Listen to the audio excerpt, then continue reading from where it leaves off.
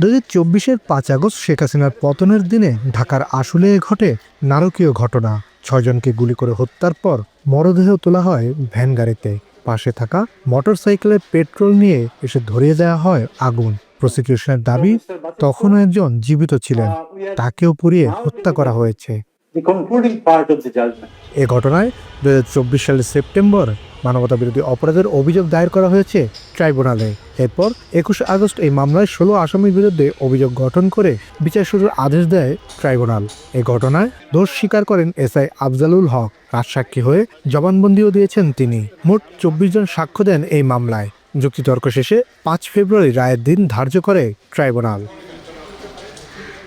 বৃহস্পতিবার দুপুরে বিচারপতি নজরুল ইসলাম চৌধুরীর নেতৃত্বাধীন 3 সদস্যের ট্রাইব্যুনাল 2 এই মামলার রায় ঘোষণা করে। এ সময় ঢাকার সাবেক সংসদ সদস্য সাইফুল ইসলাম সহ 6 জনকে মৃত্যুদণ্ড দিয়েছে tribunal 2।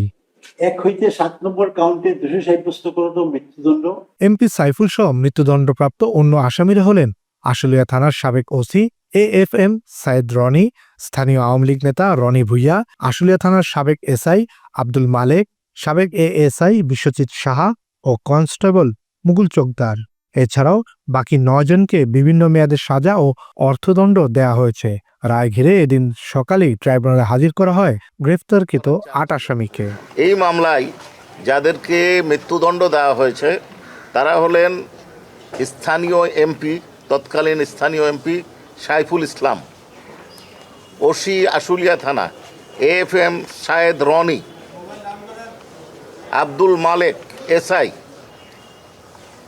ASI Biswajit Saha, constable Mukul Chokdar এবং যুবলীগের সদস্য রনি ভুঁইয়া। এদেরকে মৃত্যুদণ্ড দেওয়া হয়েছে এদের বিরুদ্ধে অভিযোগ প্রমাণিত হওয়ায়। লাইফ অর্থাৎ যাবজ্জীবন কারাদণ্ড দেওয়া হয়েছে DIG Syed Nurul Islam, SP Asaduzzaman Ripon, additional SP Abdullahil Kafi, additional SP Shahidul Islam, inspector Masudur Rahman, ইনি ইন্সপেক্টর তদন্ত, inspector operation Nirmal Kumar Das, inspector Arafat Hossain Arju, ডিবির ইন্সপেক্টর। 7 বছরের কারাদণ্ড দেওয়া হয়েছে এসআই আরাফাত উদ্দিন, ASI কামরুল হাসানকে। আর অ্যাপ্রুভার 23 নম্বর সাক্ষী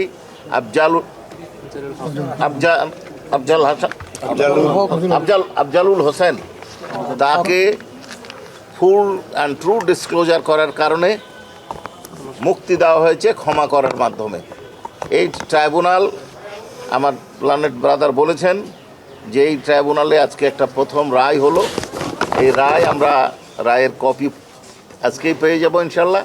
কপি পাওয়ার পর পর্যালোচনা করব। পর্যালোচনা করার পর পরবর্তী করণীয় বিষয়ে সিদ্ধান্ত গ্রহণ করব। মাত্র 30% টাকায় জমির মালিক হয়ে নতুন বাংলাদেশের গড়ে তোলার স্বপ্ন দেখা বাংলা বসতি। এছাড়াও পুরো রায় হাতে পাওয়ার পর পরবর্তী সিদ্ধান্ত নেওয়া হবে বলে জানান প্রসিকিউটর। সাইফুল ইসলাম তিনি হচ্ছেন একজন জনপ্রতিনিধি।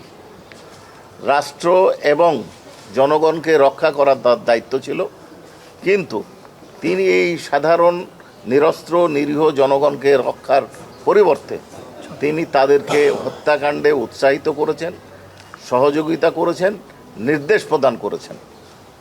আর বিশেষত ওসির ব্যাপারে যে বক্তব্যটা আসছে সেটা হচ্ছে যে তার কম্পাউন্ডের মধ্যে তার উপস্থিতিতে এবং তিনি কাউকে নিবৃত্ত করেননি, এই জীবিত এবং মৃতদেরকে জ্বালিয়ে দেওয়ায় সহায়তা করেছেন, নেতৃত্ব দিয়েছেন, নির্দেশও দিয়েছেন। এবং তিনি যদি এই কাজ নিবৃত্ত করার চেষ্টা করতেন তাহলে অবশ্যই এটা বন্ধ করতে পারতেন। হিটলারের গ্যাস চেম্বারের পরে এই ধরনের ব্রুটালিটি খুব কম হয়েছে। দুই পক্ষের ক্ল্যাশের কারণে হয়তো হয়েছে, কিন্তু আইন শৃঙ্খলা রক্ষা বাহিনী এবং একজন এমপির নেতৃত্বে মানুষকে হত্যা করা হয়েছে এবং তারপর তাদের লাশ পুড়িয়ে দেওয়া হয়েছে, লাশগুলো বিকৃত হয়েছে, স্বজনরা তাদের লাশ চিনতে পারেনি, দাফন করতে পারেনি যথাসময়। একজন জীবিত ছিল, তাকেও পোড়ানো হয়েছে।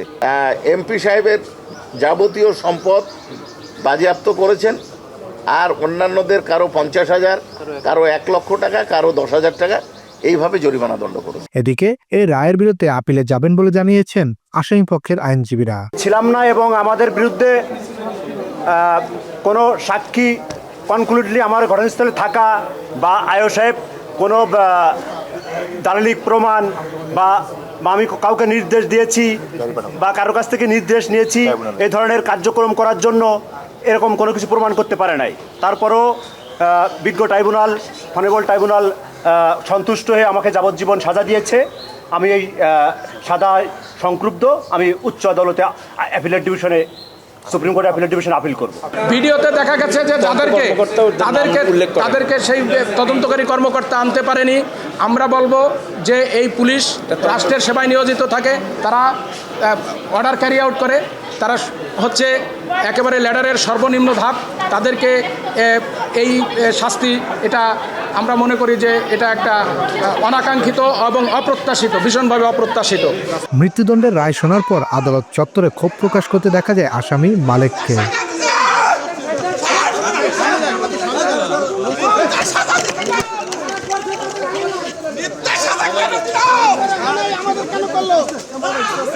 আন্তর্জাতিক অপরাধ ট্রাইব্যুনালে এটি তৃতীয় রায়, আর ট্রাইব্যুনাল 2-এ প্রথম রায় ছিল।